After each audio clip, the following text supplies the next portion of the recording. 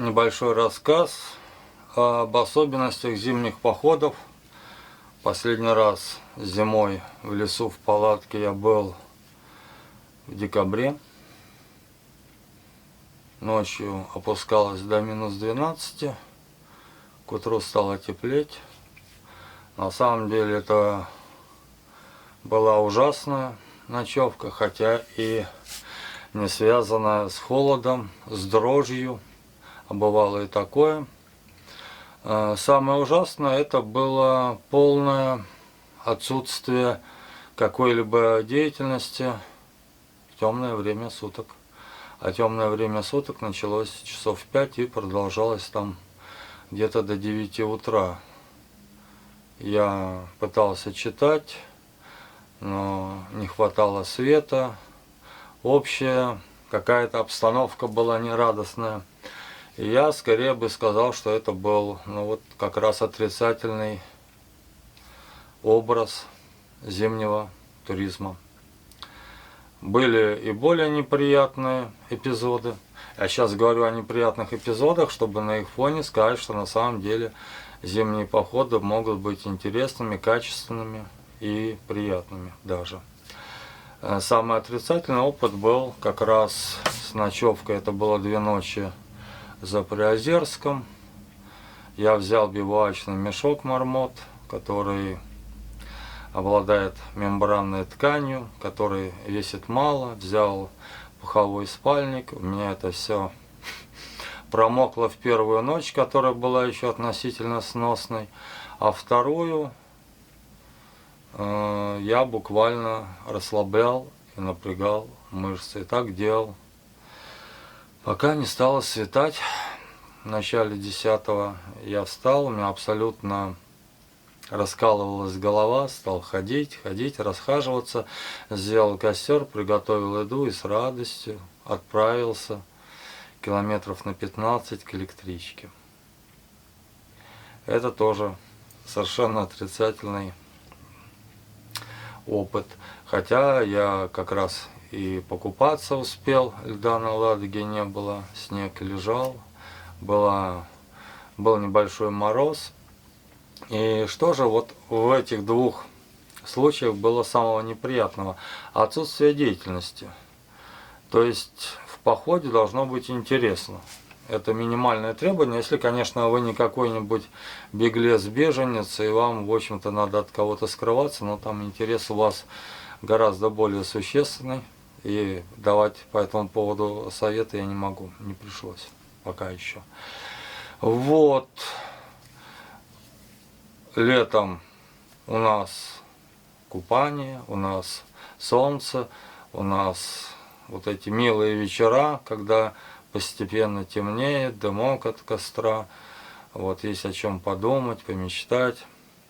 Днем можно читать, ночью тоже можно читать, а проснувшись утром, видеть пробуждение целого мира. Но разве это не здорово? Зимой все иначе. Зимой быстро становится темно, одежда и обувь могут промокнуть, а если не промокнуть снаружи, то изнутри. Вот, зимой нам нужны дрова и нам нужна компания, потому что без компании у костра сидеть и все время работать на костер надоест, еда будет съедена. И, кстати, подчеркну, зимой питаться надо лучше, нужно брать максимум калорий, потому что это непосредственно влияет на наше ощущение тепла, холода и на возможность заснуть, что тоже получается не всегда, если вам будет холодно. В общем, без товарища или без товарищей идти зимой в лес я не рекомендую, просто потому что, скорее всего, будет скучно. Но с товарищами это надо строить большой костер, нужно попытаться сделать некую стену из подручных материалов для отражения тепла, накидать то ли лапник, то ли сделать более существенное, что-то вроде скамейки, устройство, и согреваясь у костра, согреваясь чаем или чем там еще. Я сейчас, например, говоря про еще там чем там еще, имел в виду алкоголь, и сейчас я уже не употребляю напитки на основе алкоголя уже года 4 когда-то употреблял, и надо сказать, что легкое засыпание обеспечивалось вот этой калорийной жирной едой и алкоголем определенное. Главное было не переусердствовать и не проснуться утром с жаждой влаги, воды, чая.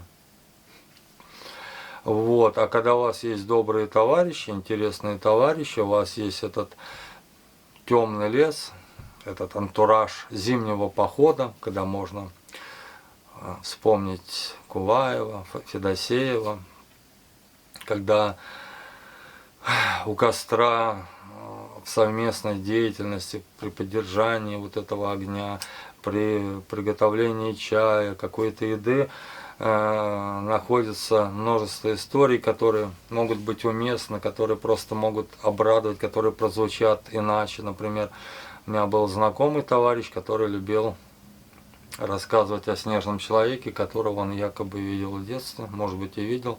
На нем, по крайней мере, сама мысль о этом видении сказалась не в лучшую сторону.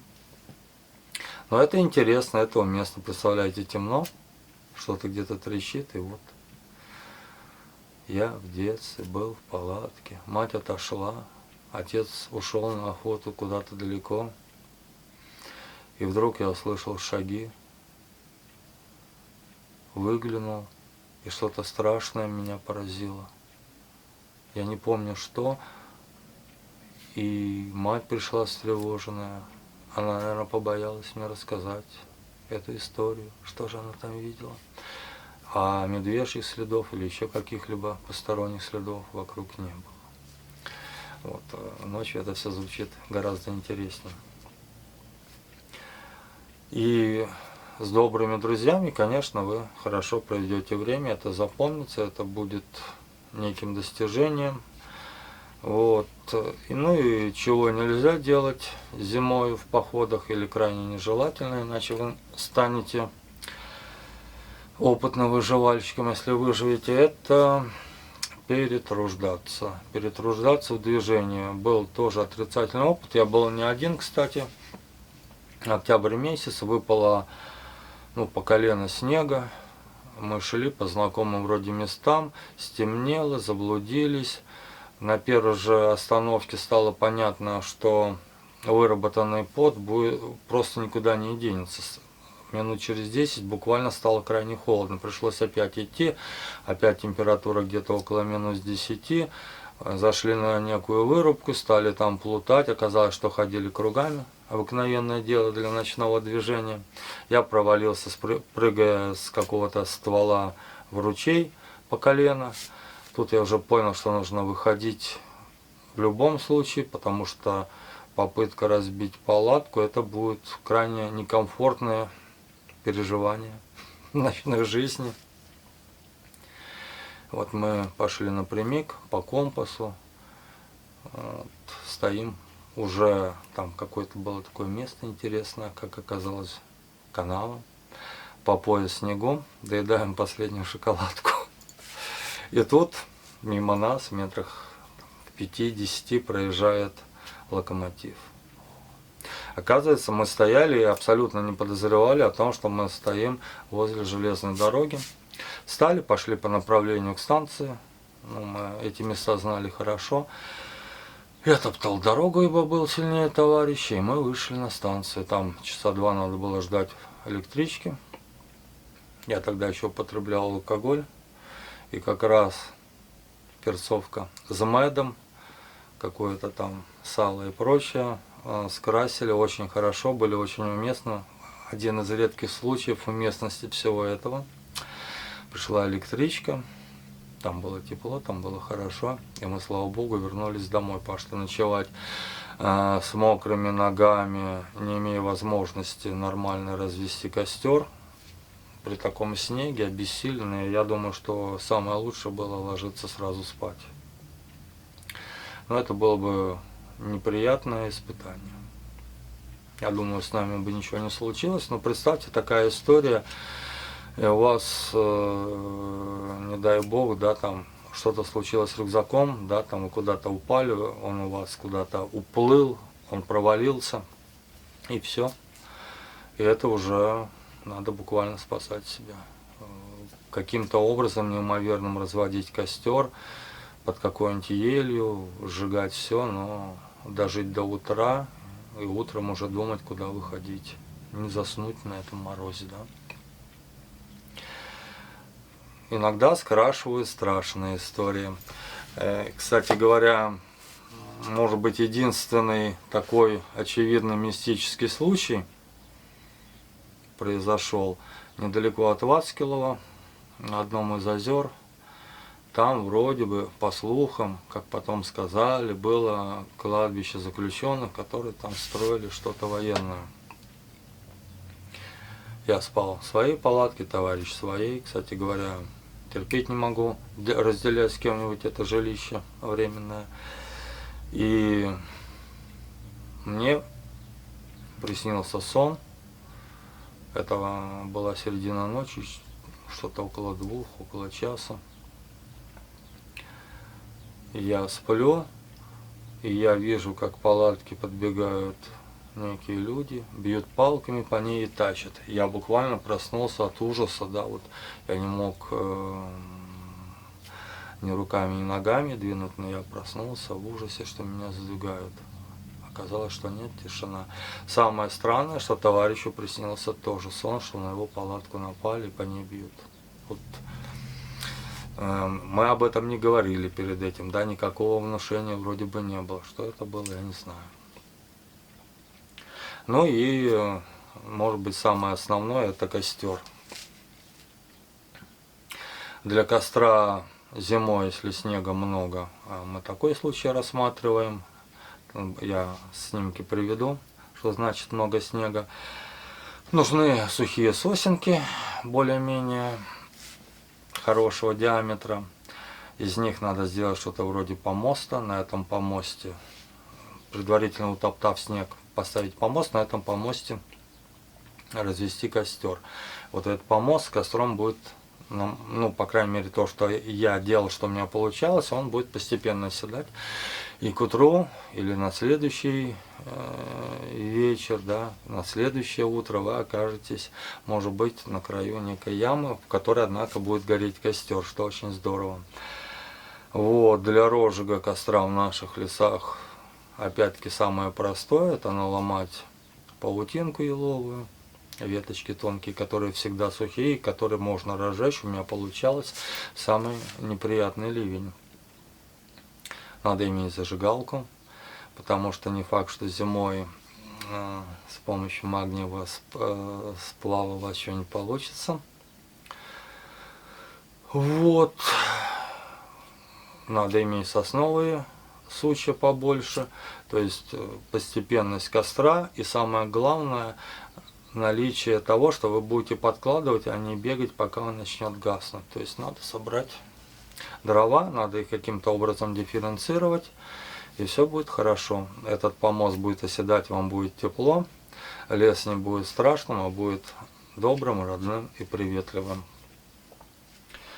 Ну и, как мне кажется, в любом походе не нужно забывать о книгах. Вот Марина Галкина в своих якутских блужданиях неимоверных, до этого, по-моему, только у Куваева получалось что-то подобное, но он, к сожалению, не мог это записать на красивое видео, вообще не мог записать. А вот она это делала, но она брала с собой книгу. Были случаи, вот на Ватаваре, там, в начале лета, в конце весны, дней 10 жил. У меня было с собой 2 книги, одну из них я 2 раза прочитал, там страниц 400 было, потому что обычная история, ночью вдруг да не уснуть. Какие-то шорохи, неприятные навязчивые мысли, а как от этого освободиться, я не знаю. Опять-таки, как-то я ехал на велосипеде, был велопоход по северному побережью Ладоги, я ночевал, это уже была 3-я, по-моему, ночь, на озерах от одного населенного пункта до другого, километров по 20 в каждую из сторон. темнело поздно, выходил из палатки, она как будто такой фонарик была, песчаные берега, вроде все хорошо, вот забираешься в палатку и вот эти звуки. И как раз лезет всякая чертовщина про медведей, еще про кого-нибудь. И, как неудивительно, алкоголь тоже не помогал уснуть. Мне тогда кажется, наверное, полбутылки какого-то зелья выпил, 40-градусного, нет, не помогло. Вот. Но это тоже опыт одиночества, опыт того, как совладать со своими страхами. На самом деле бывают совершенно спокойные ночевки, особенно в местах, которые вы знаете и которые вам по каким-то причинам близки, куда вы приходите как к себе домой. Даже если там нету людей на десятки километров. Ну и усталость. Вот. Всякие сомнительные мысли зачастую появляются от безделья. Ну вот, вроде бы я ничего не упустил. Да, последнее, я брал с собой палатки, никогда не брал печку.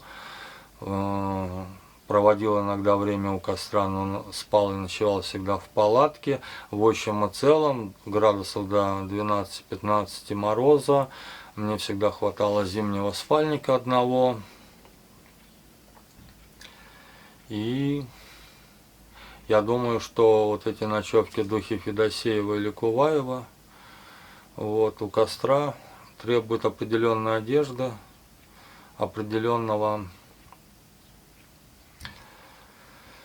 настроя и усилий больших. Если я когда-нибудь так переночую, я, пожалуй, попытаюсь об этом рассказать, записать видео, но до сей поры мне хватало палатки, это удобно, это соответствует современной легкой и легко прогорающей одежде.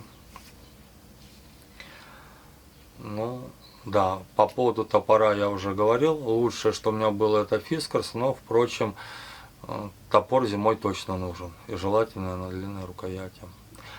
Ну, вроде бы все, если будут вопросы касательно зимы, зимних походов, обязательно отвечу. Спасибо.